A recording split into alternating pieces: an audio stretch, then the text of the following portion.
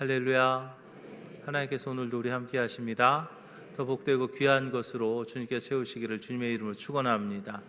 오늘 레위기서 말씀 가지고 예배 회복이라는 제목으로 같이 은혜를 나눕니다. 몽골의 이용규 선교사님이 쓴 내려놓음이라고 하는 아주 유명한 베스트셀러가 있습니다. 그 책 내용 중에 소 대신 예배를 택하는 마음이라는 그 한 글이 있는데요. 잠깐 소개하도록 하겠습니다. 선교사님이 몽골에 이렉교회를 개척한 뒤에 베르 지역에서 예배 초소를 방문해서 예배를 드리는 중이었습니다. 블러르라는 한 자매가 예배 시간에 땀으로 뒤범벅이 되어가지고 교회에 들어옵니다.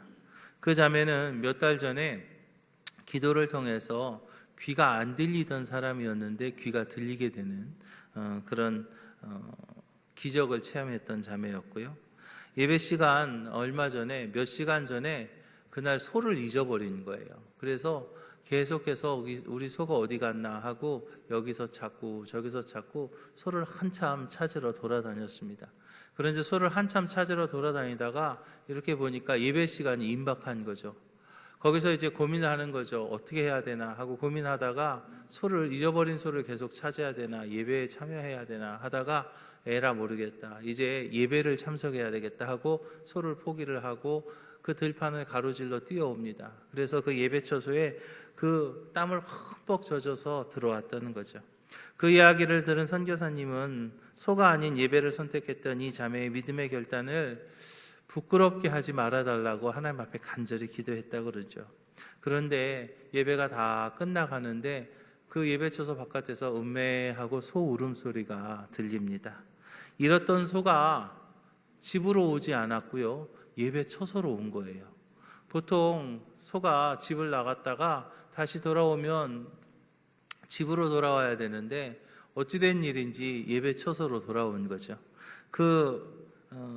블러르라는 자매는 이제 예배를 선택했지만 예배도 승리했고 소도 찾았다는 두 가지를 함께 얻었다는 그런 이야기가 그 책 안에 들어 있습니다. 사랑하는 기지식교회 성도 여러분, 오늘 우리가 드리는 예배의 모습은 지금 어떠하십니까?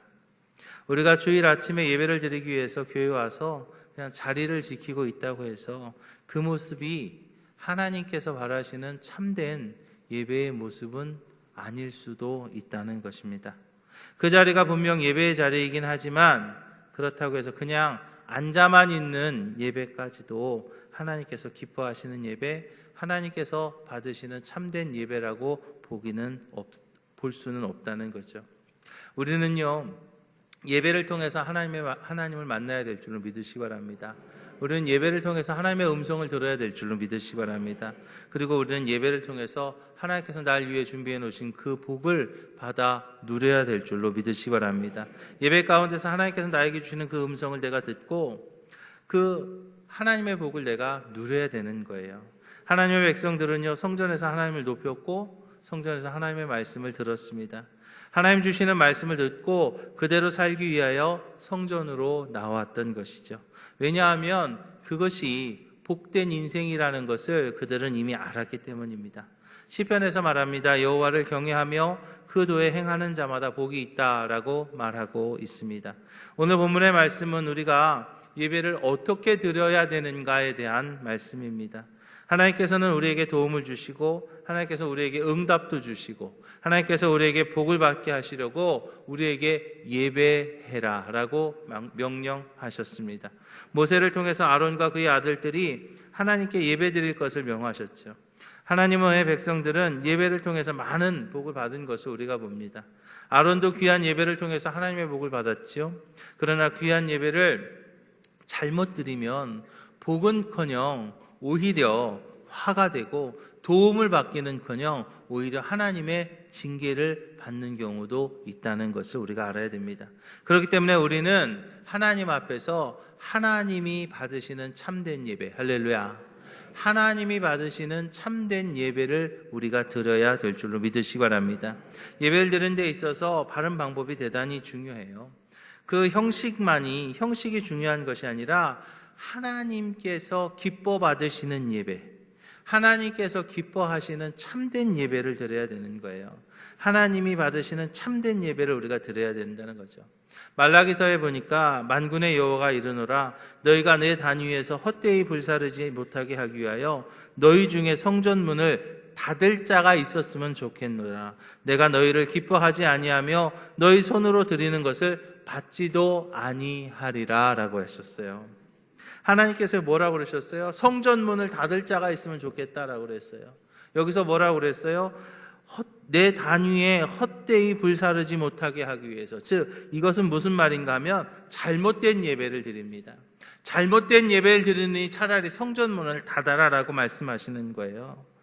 잘못된 예배, 하나님이 받으시는 예배가 아니라면 하나님께서 받지 않으신다는 얘기예요. 그렇다면 우리가 지금 예배를 드리고 있는데 드려지는 지금 이 예배는 하나님이 받으시는 예배일까요? 미국의 한 유명한 목사님이 뉴욕에 있는 아주 큰 교회에 초빙되어서 설교하게 되었습니다. 그 오래된 교회였는데 그 예배에 강단에 올라가기 전에 담임 목사님이 그 목사님을 붙들고 신신당부를 합니다. 우리 교회는 꼭 11시에 시작하면 12시에는 꼭 끝내셔야 됩니다. 그게 우리 교회의 전통이고요. 그게 우리 교회의 법입니다. 라고 그렇게 말하는 거예요. 그러면서 꼭 지켜주셔야 됩니다. 라고 신신당부를 합니다. 이 말을 들은 강사 목사님이 강단에 올라가서 설교하기 전에 이런 말을 했다고 그래요. 저는 이 교회에 와서 굉장히 놀라운 사실을 발견했습니다. 이 교회 담임 목사님 말씀을 들으니까 하나님께서는 이 교회에 정각 11시에 오셨다가 12시가 되면 가신다면서요? 라고 그렇게 물어봤다는 이야기가 있어요. 우리는요, 이 이야기 속에서 우리가 드리는 예배 속에서 우리가 드리는 예배가 무엇을 위한 예배인가? 그것에 대한 진정한 뜻을 우리가 생각해야 될 줄로 믿으시기 바랍니다. 여러분, 우리가 정말 예배 드립니다. 우리가 예배 드리는데요, 도대체 무엇을 위한 예배인가요?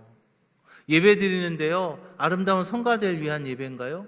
정말 아름다운 찬양하기 위한 예배인가요? 아니면 우리가 뭐 하기 위한 예배인가요? 다른 무언가를 위한 예배인가요? 천만에요. 우리가 예배를 드립니다. 무슨 예배를 드려야 되겠어요? 정말로 하나님이 받으시는 예배. 할렐루야.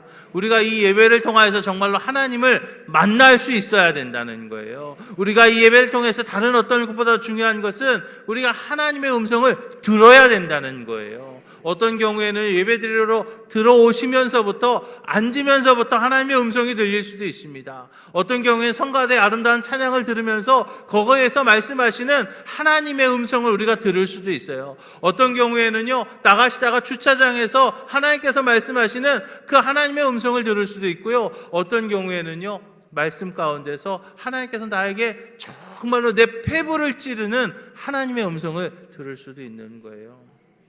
하나님의 역사는 어떻게 나타날지는 알 수 없습니다. 그러나 우리가 드려지는 예배는요, 분명 중요한 것은 그 예배의 과정 가운데서, 예배를 드리는 과정 가운데서 하나님을 만나야 된다는 거예요. 그러면서 하나님의 음성을 내가 들어야 된다는 거죠.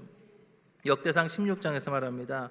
여호와의 이름에 합당한 영광을 그에게 돌릴지어다. 예물을 가지고 그 앞에 들어갈지어다. 아름답고 거룩한 것으로 여호와께 경배할지어다 그랬어요. 나는 드렸지만 하나님께서 받지 않으신다면 그게 무슨 의미가 있을까요? 나는 드렸다고 하는데 하나님께서 외면하신다면 그것이 무슨 예배가 될 수 있을까요? 오히려 받으시는 분이 불쾌하게 생각한다면 그것은요, 더 큰 문제가 되지 않을까요? 말씀에서 보면 예배를 세 종류 정도로 나눌 수가 있습니다. 먼저는 잘못된 대상, 즉 우상에게 드리는 예배가 있어요. 우상에게 드리는 절입니다. 이것은요, 있을 수도 없고 또 우리의 사전에 있어서도 안 되는 일입니다. 신명기서에 보니까 내 하나님 여호와를 위하여 쌓은 제단 곁에 어떤 나무로든지 아세라상을 세우지 말며 자기를 위하여 주상을 세우지 말라. 내 하나님 여호와께서 미워하시느니라. 할렐루야. 옛날 가나안 땅의 이방 족속들은 자신들의 제단이 있었는데 그 제단 옆에 기둥 형태로 아세라된 그 나무로 된 아세라 신상을 세웠고요. 또 돌로 된 바알 신상도 또 옆에다 세웠어요. 그 가나안 이방 족속을 따라서 하나님 여호와를 위해 쌓은 제단 곁에 나무로 된 아세라 상도 세우지 말고 바울상도 세우지 말라고 말씀하시는 거예요. 왜냐하면 하나님께서 그것을 미워하신다는 거죠. 하나님이 그것을 왜 미워하시는가? 그 우상을 섬기는 것은요, 첫째로 유일하신 참 하나님에 대한 신앙을 부인하는 것이기 때문이에요. 하나님만 바라봐야 돼요. 하나님만 바라보는 거예요. 유일신 사상입니다. 기독교는요, 유일신 사상이에요. 하나님만이 진정한 신입니다. 하나님만이 나의 신이 되시는 거예요. 그런데 그 옆에다 다른 걸 세워놓는 것은 참 하나님에 대한 신앙을 부인하는 거예요. 그렇기 때문에 하나님께서 그것을 미워하시는 것이고, 또 두 번째로는 어떤 형태로도 형상화할 수 없는 하나님에 대한 모독이에요. 어떤 형상을 만든다는 거, 하나님을 여러분 어떤 형상으로 만든 걸 보신 적이 있습니까? 이것이 하나님입니다 라고 어떤 형상을 만드신 걸 보신 적이 있어요? 그렇다면 그것은요, 분명히 이단입니다. 그건 분명히 잘못된 거예요. 이렇게 한 것이 그게 하나님입니다 라고 한다면 그것은요, 분명히 잘못된 거예요. 하나님은요, 어떤 형상으로든지 만들 수 없는 분이 바로 우리 하나님이세요. 그런데 우상이라는 것은 그 옆에 어떤 형상을 만들게 되거든요. 그런데 이것이 하나님이에요 라고 말하는 거, 그것도 우상이라는 거죠. 세 번째로는 만유의 주인이시고 모든 복의 근원이신 하나님에 대한 전적인 신뢰의 결핍을 의미하는 거예요. 우상을 옆에 두는 이들은 하나님만 섬기고 의지해서는 부족하다고 생각해서 우상을 더 놓습니다. 그것만 가지고는 불안하다고 생각해서 다른 신을 또 자기 곁에 가까이 둠으로써 자기의 평안과 자기의 이익을 보장받으려고 하는 그런 속셈이 그들 가운데 있는 거예요. 이것은요, 하나님에 대한 큰 모독이에요. 여러분, 하나님만 가지고 모자랍니까? 하나님만 가지고 모자라냐고요? 그렇지 않잖아요. 하나님만으로 충분하잖아요. 하나님만으로도 충분하잖아요. 그렇기 때문에 우리는 우상을 갖다 놓는 것은 하나님에 대한 모독이에요. 그것은요, 말로만 하나님을 섬긴다고 하면서 마음으로는 딴 데다 한눈 파는 거예요. 예를 들자면 요즘 결혼 시즌이잖아요. 요즘 결혼 시즌이라 뭐 주례해달라는 분도 있고 뭐 결혼식도 많이 있고 그래요. 예를 들면은 결혼식을 하는 거예요. 한 남자랑 같이 결혼을 했어요. 그런데 이 남자가 왠지 좀 불안해. 갑자기 사고를 당할 수도 있고 혹시 돈을 조금 덜 벌 수도 있어. 그래가지고 이 남자랑 결혼을 했는데 다른 남자 하나를 옆방에다 데려다 놓는 거예요. 혹시 이 남자가 사고 나면 이 남자한테 도움을 받으려고. 우리 그런 여자를 보고 뭐라 그러죠? 미친? 거기서 얘기했나 본데? 미친 여자라 그래요, 우리는. 그죠? 그 나쁜 여자라 그래요. 그런 말이 안 되는 거예요. 마찬가지예요. 하나님을 섬기면서 말입니다. 우상을 같이 섬기는 것은 내가 한 남자랑 결혼했는데 옆에다가 다른 남자 혹시 몰라서 하나 더 갖다 놓는 거랑 똑같은 거예요. 그렇기 때문에 하나님께서 그것을 허락하실 수가 없죠. 마태복음 6장에서 말합니다. 한 사람이 두 주인을 섬기지 못할 것이니 혹 이를 미워하며 저를 사랑하거나 혹 이를 중히 여기며 저를 경히 여김이라. 너희가 하나님과 재물을 겸하여 섬기지 못하느니라 그랬어요. 그래서 하나님께서는요, 그것을 미워하시는 거예요. 우상 숭배하는 거요, 우리는요, 영적 간음이다라고 말합니다. 그 우상이 어떤 경우엔 돈일 수도 있습니다. 그 우상이 어떤 경우엔 명예일 수도 있습니다. 우상이 어떤 경우에는 자녀일 수도 있습니다. 우상이 어떤 경우에는요, 잘못된 자존심일 수도 있어요. 하나님한테 조금 모자라면 그냥 돈이라도, 하나님한테 좀 모자라면 내 명예라도, 하나님한테 좀 모자라면 어떤 데 자존심이라도, 여러분, 우리요, 하나님 앞에서요, 자존심 세우지 말자고요. 물론 자존감이라고 하는 것은 분명히 필요한 것입니다. 그렇지만 여러분, 우리 하나님 앞에서 무슨 자존심이에요? 우리는 뭐였어요? 죄인이었는데. 우린 죄인이었잖아요. 그 죄 때문에 정말로 이 땅에서 고통받고 억압하고 힘들게 살다가 결국에는 죽어서까지도 그 죄 때문에 지옥 갈 수밖에 없었던 우리는 죄인이었는데, 그 죄인을 하나님께서 하나밖에 없는 아들 예수님을 이 땅에 보내셔서 십자가에 달려 돌아가게 하시면서 그 모든 죄의 문제를 해결해 주셔서 우리는 그 죄의 문제를 해결하고 더 이상 지옥 가지 않고 어디 갈 수 있는 거예요? 천국 갈 수 있잖아요. 그 은혜를 우리가 받았는데 하나님 앞에서 무슨 자존심이에요? 우리가 세상에서 우리의 자존감을 가지고 사는 건 대단히 중요합니다. 그렇지만 우리요, 하나님 앞에서만큼은 하나님 앞에서만큼은 우리 자존심 좀 내려놓자고요. 그것도 잘못된 자존심은요, 하나님 앞에서의 그런 잘못된 자존심은 하나의 우상이 될 수도 있기 때문이에요. 사랑하는 기지식교회 성도 여러분, 우상을 버리시기 바랍니다. 우상 숭배는요, 영적 간음입니다. 그런가 하면 우상 숭배보다는 좀 나은 것이지만 별 소용없는 예배도 있어요. 하나님께 드리지만 방법이 잘못된 예배는요, 그것은 소용없는 예배입니다. 하나님께서는 받지 않으시는 예배가 있어요. 오히려요, 역겨워하시는 예배도 있다는 거예요. 가인이 하나님 앞에 제사를 드렸습니다. 그런데 하나님이요, 안 받으셨어요? 안 받으셨어요? 안 받으셨습니다. 가인이 하나님 앞에 제사를 드렸는데 하나님 받지 않으셨어요. 왜 안 받으셨어요? 뭐 양을 한 천만에요. 그게 아닙니다. 가인은요, 하나님 앞에 제사를 드렸고 자기가 가지고 있었던 곡식으로 제사를 드렸습니다. 그런데요, 거기 안에 뭐가 없었어요? 자신의 진정한 마음이 없었기 때문에 하나님이 안 받으신 거예요. 하나님이 받기에 합당치 않은 자신의 그 진정한 마음이 없었기에 그 예배를요, 받지 않으신 거예요. 혹시 이 자리에 앉아는 계시지만 마음은 어디 저기 멀리 가 있다거나 뭐 그런 데 있으신다면 빨리 그 마음 가져오시기 바랍니다. 혹시 뭐 누룽지가 타면 어떡하나 뭐 그런 생각 하시면요, 빨리 가져오세요. 누룽지 좀 타도 괜찮아요. 끝나고 가서 드시면 됩니다. 빨리 그 마음을 가지고 와야지요. 그래야지 하나님이 받으시는 예배가 되는 거예요. 자리는 여기 앉아 계시지만 마음은 저기 가 있어요. 그러면요, 그 예배 하나님 받으시지 않으시는 거예요. 또 하나님은요, 아나니아와 삽비라의 헌신을 받지 않으셨어요. 그들이 뭐 잘못된 사람일까요? 천만에요. 저는 그렇게 보지 않습니다. 아나니아와 삽비라는요, 아주 헌신된 사람들이었어요. 어떻게 해요? 밭을 팔아서 교회에다 내놨지요. 밭을 팔아서 자신의 공동체에 내놨지요. 그렇게 하신 분 여기 있어요? 한번 제가 손 한번 들어보라고 그럴까요? 다들 아나니아 삽비라보다 못한 거예요. 저도 아직은 못 해봤습니다. 그런데요, 하나님이요, 그것을요, 받지 않으셨어요. 사실 아나니아 삽비라가 내놓은 그 물건이, 그 돈이 조금이니까 천만에요. 돈이요, 많았어요. 왜요?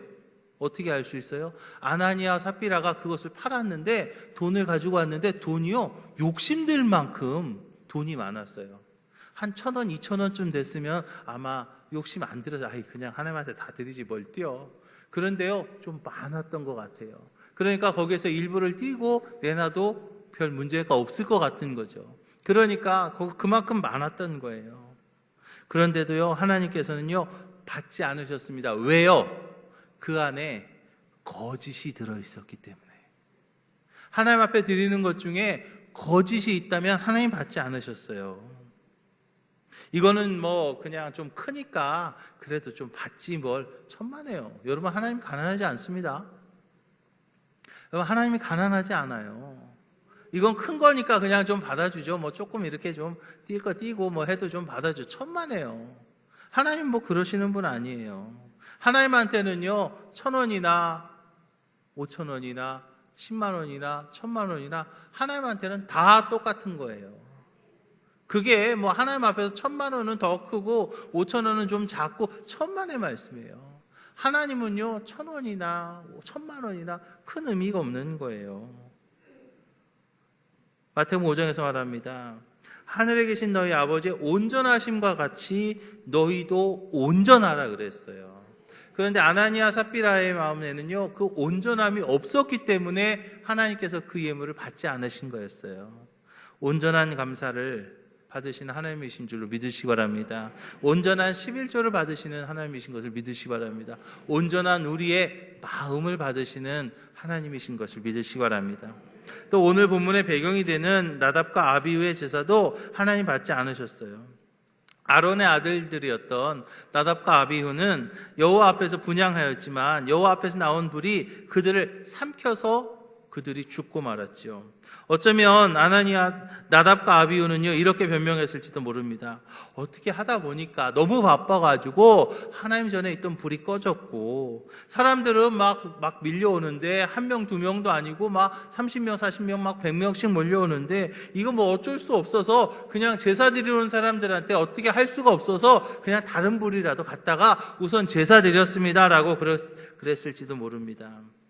그런데요, 하나님의 불을 꺼뜨렸다는 것은 그만큼 그들이 게을렀다는 것이고요, 그들의 사명을 소홀히 했다는 말이 된 거예요.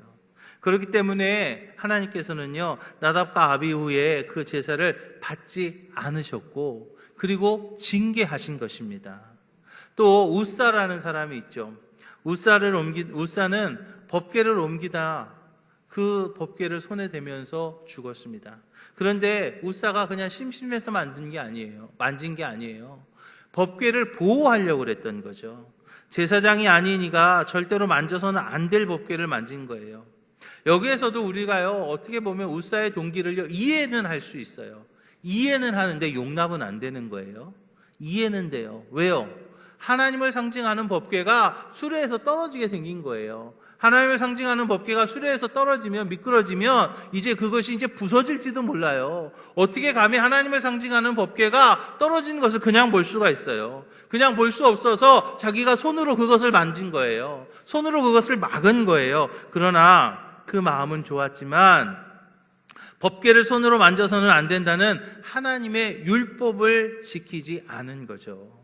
물론 다윗이 그 법궤를 수레로 옮긴 것부터가 잘못된 거예요. 제사장들이 맸어야 되는데, 그러나 어떠한 순간에서도 하나님의 말씀 앞에 순종했어야 되는데 그렇지 않았기 때문에 우사는요 그 자리에서 죽을 수밖에 없었어요. 말라기에서 말합니다. 만군의 여호와가 이르노라, 너희가 내 단 위에 헛되이 불사르지 못하게 하기 위해서 너희 중에 성전문을 닫을 자가 있었으면 좋겠노라. 내가 너희를 기뻐하지 아니하며 너희 손으로 드리는 것을 받지도 아니하리라. 할렐루야. 사랑하는 기식교 성도 여러분, 우리는 여기서요 하나님의 그 안타까움을 볼 수 있어야 됩니다. 하나님께 드리려고 하였지만 하나님이 받지 않으시는, 왜 하나님이 받지 않은가? 하나님은 신령과 진리로 드려지는 예배를 원하셨기 때문이죠. 형식이 아니라 마음을 원하신 거였어요.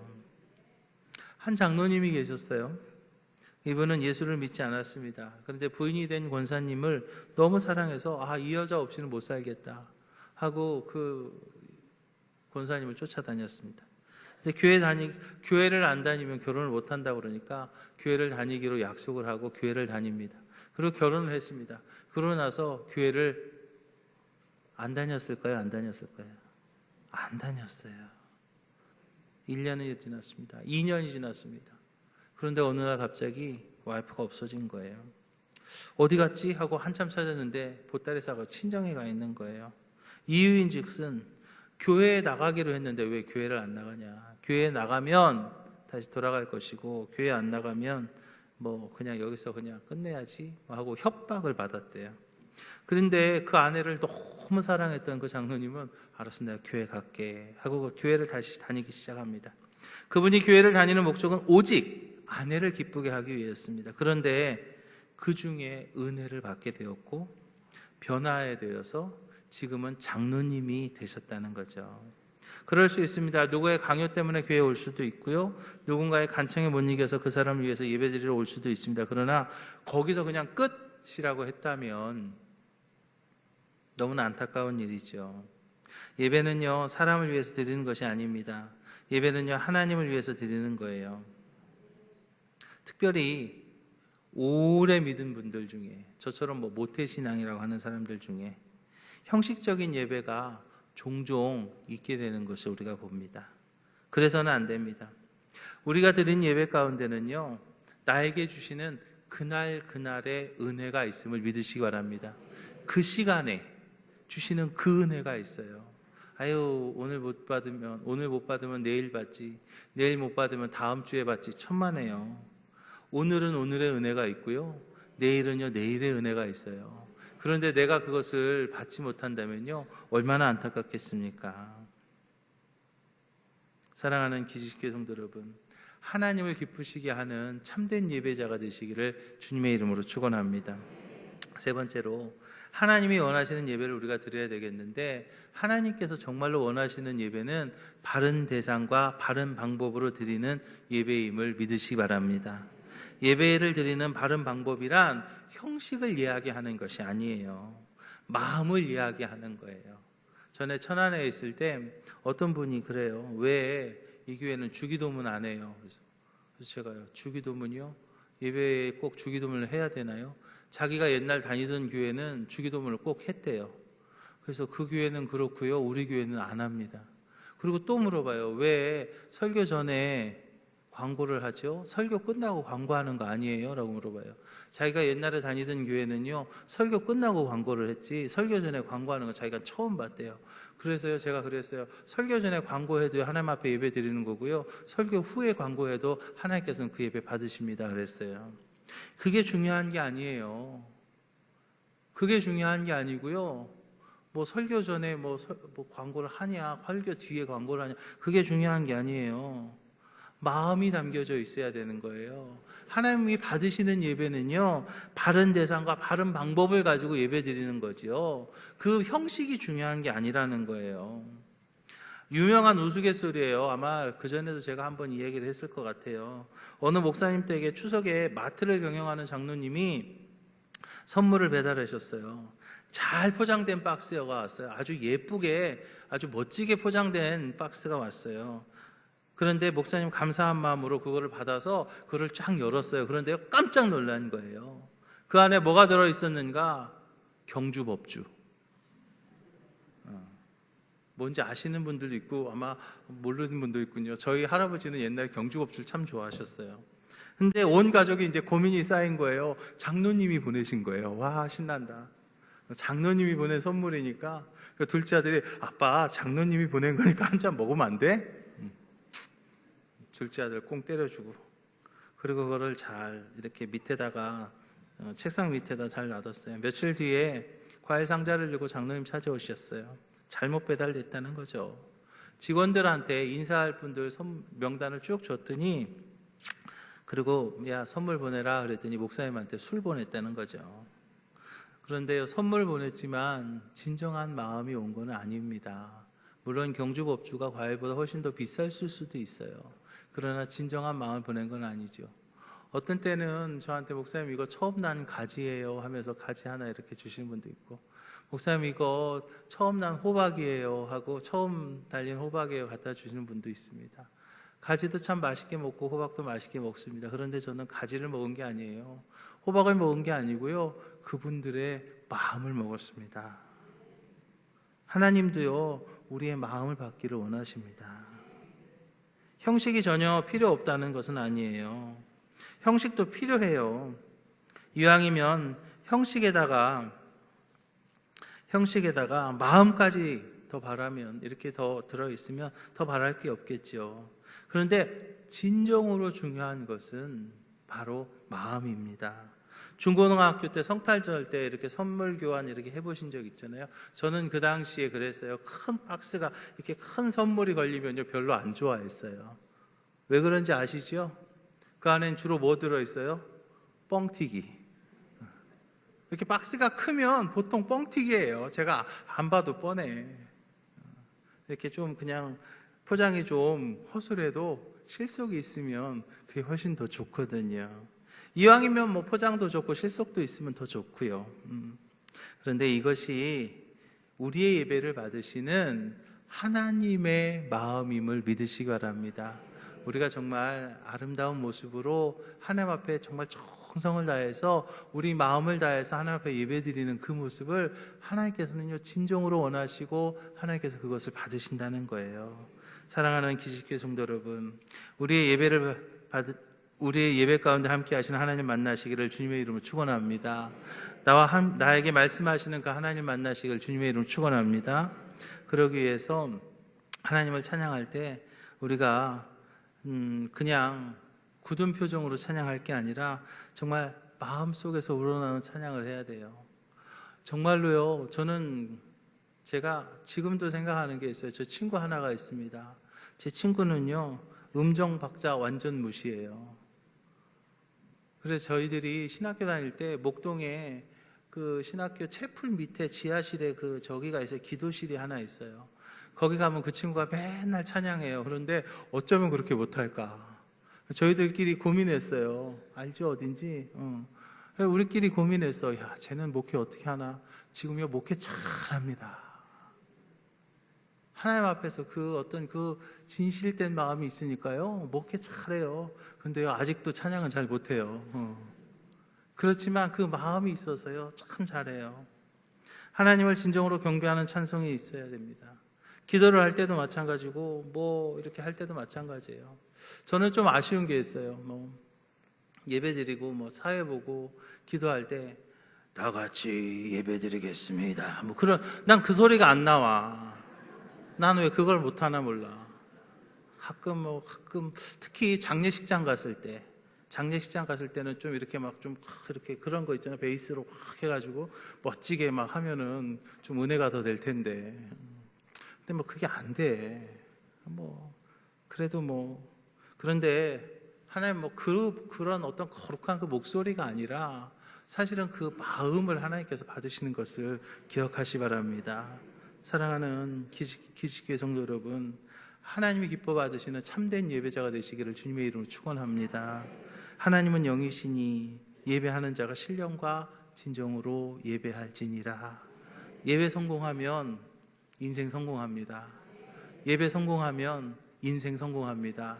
예배 성공하면 인생 성공자가 될 줄로 믿으시기 바랍니다. 기도하겠습니다. 주님, 예배의 성공자가 되길 원합니다.